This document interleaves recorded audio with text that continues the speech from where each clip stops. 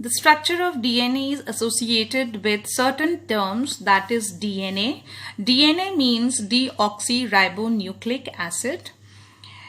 Genes. Genes are the structures basically which are responsible for passing genetic characters from parents to the offspring. Offspring means the next generation. The third is chromosomes. Chromosomes are thread-like structures which are normally seen during the cell division phase. So during the cell division, the chromatin material condenses to form a thick ribbon-like structures called as chromosomes.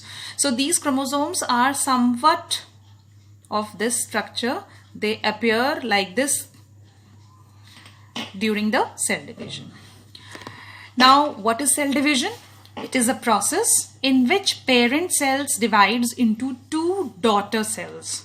Now, when we say daughter cells, it is nothing related with the gender, male or female. It just means the newly formed cells. So the newly formed cells are always called as daughter cells.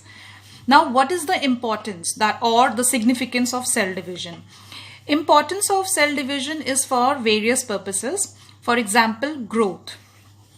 Growth, as we see that the increase in the size and shape of any organism's body, it is because of the growth of the cells. Then replacement of cells. Replacement of cells is required when the lifespan of certain cells vary. It may vary from certain days to certain years. So accordingly, cell keeps replacing them with the new ones.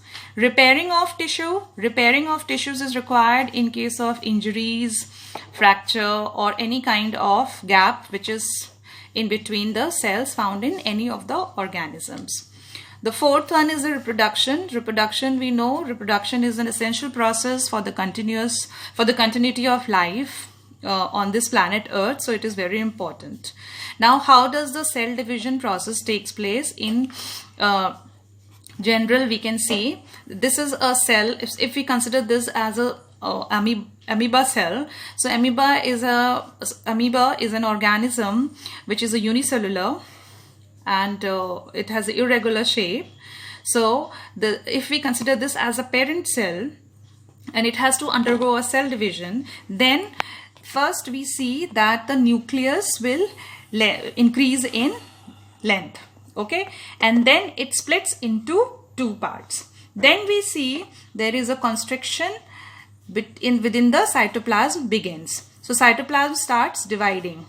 After that, cytoplasm completely divides into two, and the two newly formed cells are called daughter cells.